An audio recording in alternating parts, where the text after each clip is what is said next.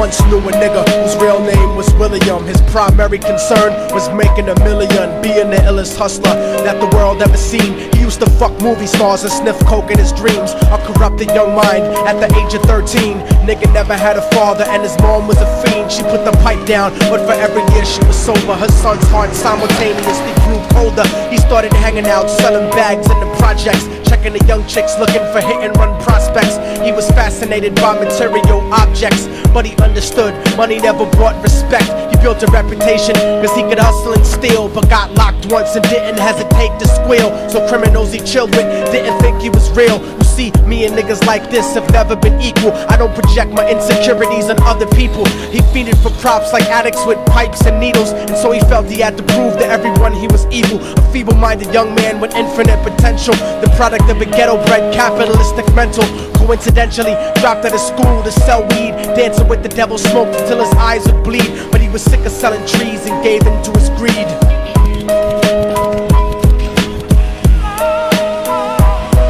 Everyone trying to be trife never faced the consequences. You probably only did a month for minor offenses. Ask a nigga doing life if he had another chance. But then again, there's always the wicked that knew in advance. Dance forever with the devil on a cold cell block. But that's what happens when you rape, murder, and sell rock. Devils used to be gods, angels that fell from the top. There's no diversity because we're burning in the melting pot.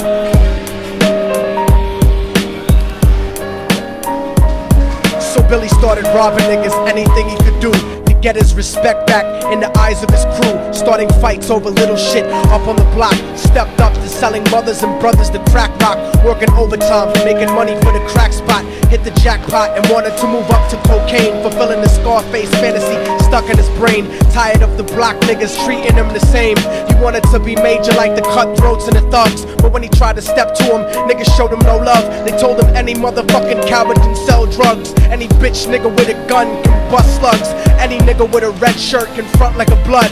Even Puffy smoked the motherfucker up in the club, but only a real thug can stab someone till they die. Standing in front of them, staring straight into their eyes, Billy realized that these men were well guarded, and they wanted to test him before business started. Suggested raping a bitch to prove he was cold-hearted. So now he had a choice between going back to his life or making money with made men. Up in the sight, his dreams about cars and ice made him agree a hardcore nigga is all he ever wanted to be. And so he met them Friday night at 2:45.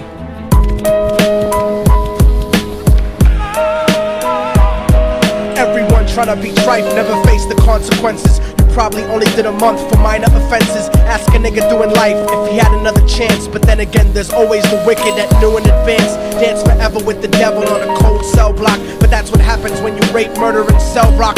Devils used to be gods, angels that fell from the top. There's no diversity because we're burning in the melting pot.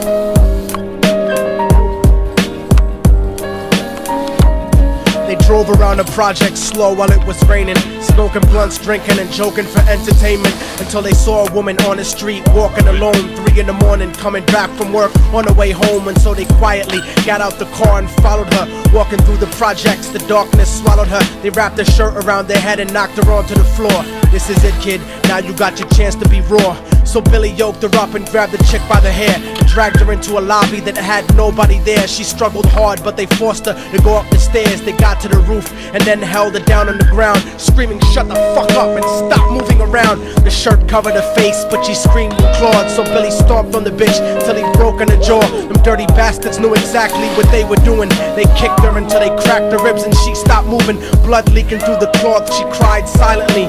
And then they all proceeded to rape her violently. Billy was made to go first, but each of them took a turn, ripping her up and choking her until her throat burned. Her broken jaw mumbled for God, but they weren't concerned. When they were done and she was lying bloody, broken and bruised, one of them niggas pulled out a brand new 22. They told him that she was a witness for what she'd gone through, and if he killed her, he was guaranteed a spot in the crew. He thought about it for a minute, she was practically dead, and so he leaned over and put the gun right to her head.